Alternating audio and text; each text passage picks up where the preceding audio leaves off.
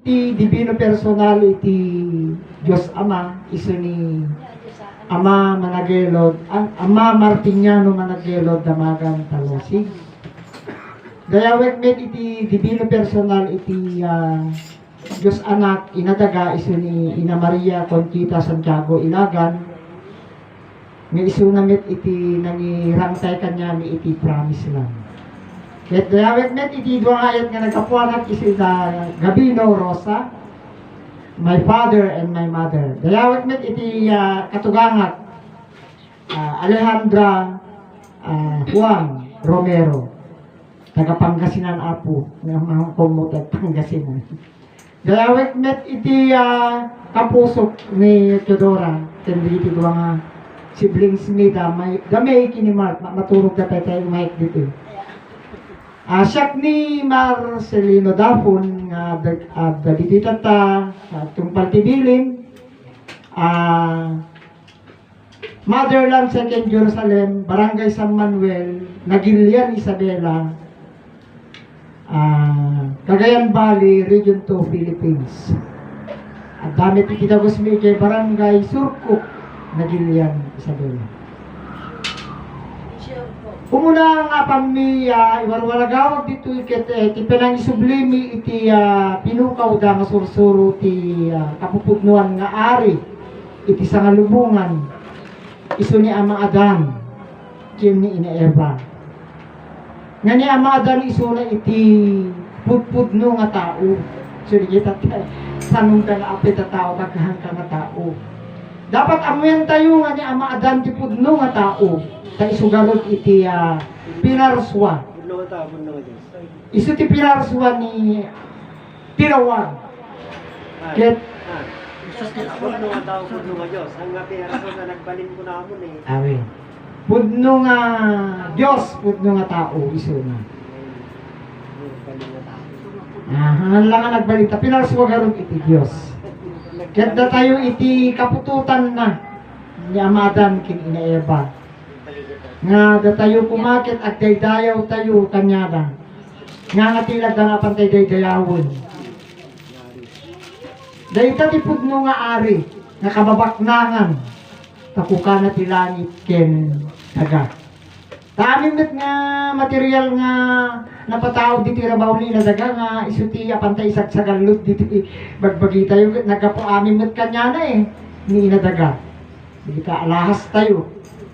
So, Idi Kalman nang igat DJ, yan ti nagsarita Idi Kalman nga, dapat ano tinanginginang yung ginto, at dapat peso dito.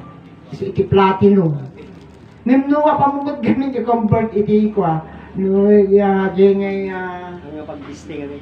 hanggang nga pagbisti platinum, times 3 iti kanina na iti gold. Dangamin dito partes iti, gamit iti tetayab. So kay tayab na tayo takwa nang ato nga ti value na. Gayan iti makina natin gitambut ko na platinum bigay. Tangani nga masunog bigay. So ano dati ma-aksidente ng airplane dito umuna biro ganda. Kundi gay record box na. Tambutso na. Tambutso kundi gay. Wala gay helicopter adamot lang. Wait. So nga nakanimina di gay so nga i-treasure dano ka di gay kakapsat. Ngem tipot no apantay i-treasure dito nga kakanginaan kay ti suro ni Ama Adan. Digay iti kababaknangan nga apantay i-treasure tatangamin. An-anwen tayo garo dyan na kanini nga bato. Nahantay mit nga magunod iti biyag nga agnanayon. Iti i-treasure tayo dito ikit no kasano tayo nga dalusan iti bagbagi tayo. Para iti salba tayo iti patay para iti biyag nga agnanayon. Iti paragagal dito kithaan kasla isubo mo kita pasaray masinit ka ba itil mo. Kailangan nga dahan-dahan. Kailangan nga islobatsyo kuna ni Ama. Tamin nakserserte tayo adan ni Ama Adan kini ina adan ni Ama Adan. Ama Martiniano nga nang pananiyo waragawag dito nga suro. Duadakin ni Ina Maria Conchita Santiago Ilagan ta. Ita kang kanta kami ko napagdilid ko jay kanta ko Tagalog nga paiso. Tani inahamot nga talaga nga na Hanga native iso na Cagayan. Ngayon ayan iti panaga daldalyasat na nga agagas iti 17 years. Binirbirok na iti landong manggagamot. Di iti kasla signature niya tapno mahanap na ni Ama Martiniano da Magantalosi. So nahanap na ngun adupay nalapsan na pa iti Peña Blanca idi. Imuna megi antagan and then napanisura yung Claveria Cagayan. So nalampasan na pa iti Peña Blanca Cagayan. And then back to Isabela isuna. Tamo yung nag-iisa ang katuruan ito. Tapos ang katuruan ito nagmula din dito sa Isabela. Sa Isabela, kaya Ilocano siya. So, niya iti 1960 ag milagro idi. So nga, ado tina-attract kanya nga tattao. Tag milagro idi, oray no ngangabit ka ti patayin idi. Baga na bumangon ka. Kasi, tapos kuna na pa, nakabit ag buris. Kadi ka ni inang DJ ag buris na ubing. Pagsasawan na ti dakes. Apay bagampay nga ag buris na mo, kat bawal ti gatas kuna ni ama. Hingga mga na ti gatas kuna na, ipainom niya ama ti gatas. O, limben ti anak na. Katila da kami nga ibalikas jay, inang na. So, nagigay amin nga miracles nga ipakita ni ama. Ngayon ti kuna na ni ama, iti importante nga pa niya dalin di sarita. Tangamin. Di kaya ka adun isulabran ti agil ilot no at pailong tilana. Hamo nga maagasan amin. Ngimnog sarita kati kinapudno. Amin da simultaneous yan gagaling lahat sila. Kung maniniwala sila sa salita ni Ama. Sa nga di kaya titatan nga ituloy tayo. Hanggang di nga di imbagayin ka putawan ni Ama personally. Kita apanimot din pinatay niya pamati tayo, no? Buhay na buhay si Ama para sa akin. Para sa akin. Buhay na buhay siya. Buhay nga si Ama. Oh, buhay si Ama. Kasi nasa atin yun eh. Yung buhay. Oo. Ayun. Pati yung turo niya. Kaya yan ang lagi natin iisipin na ang katuruan ito ay nasa atin lahat. Magtatagalog na rin ako kasi Pilipino ako eh. Kasi nung araw talagang nung kapiling ko si ina ng how many years? Ilang taon siguro na kapiling ko dito sa motherland kasi hindi ko alam kung ako ang nagdala dito. Sinamahan ko lang po siya. So, nag-stay kami ng ilang taon sa Antagan Second, through Manong Boy Anchieta.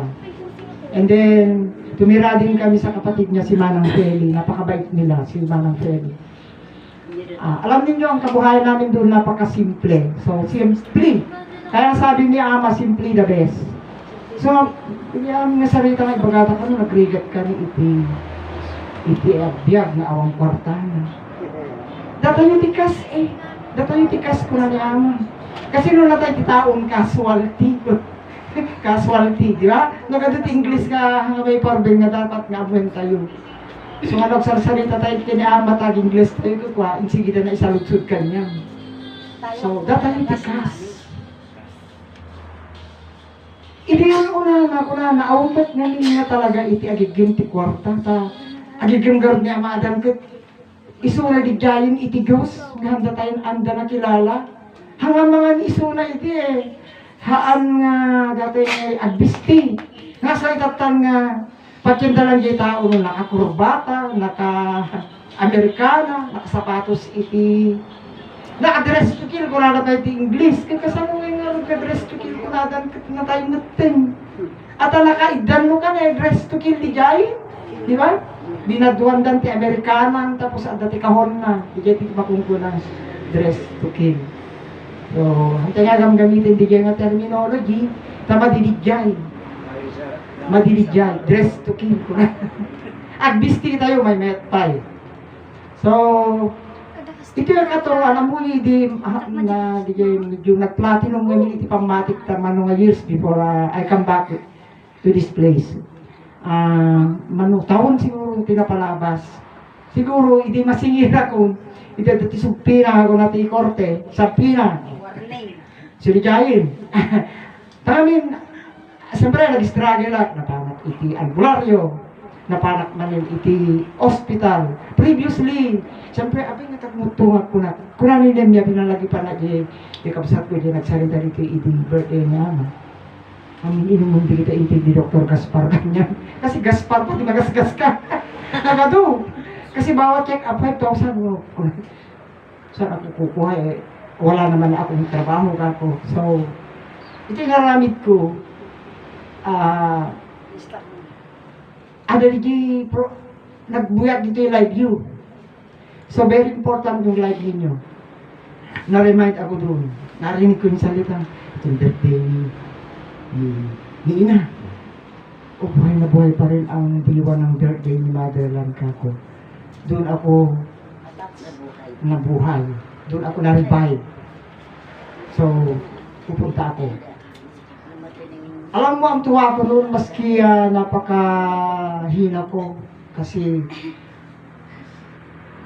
yung araw na yun, hindi, nakahanda akong pumunta. Kaya lang nung ginagaya ko ng sarili ko, napakahina ko. Kasi nandun yung kasama namin sa bahay. Tapos, gusto ko, punta ako doon sa harap ng nilagay ko yung larawan ni Ama. Sabi ko, Ama, give me chance. Sabi ko, gusto kong marating ang Motherland today. At ang haling tapat na yun. Di ba na-late ako kailangan makarating ako doon. So, in my prayers, nagkaroon ako ng strength, yung lakas. So, pumunta ako. Sabi ko, narinig ng asawa ko. Kaya lang, ako lang sana ang pupunta. Nung marinig niya na, saan ka pupunta? Sabi niya. Kasi lahat, simula nang nagkasakit ako, lahat ng mga lakad ko, sinusubaybayan niya ako. Maski kahapon. Nung pumunta sa anak ako sa Tumawini. Huwag kang lalakad ng mag-isa, sabi niya. Lagi niyang sinasabi kung walang klase ng anak kong panganay, hindi, huwag akong samahan ka ako.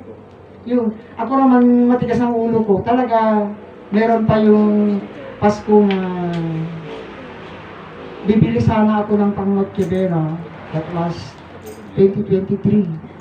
Hindi ko alam na yung bigla ba na malakas ka.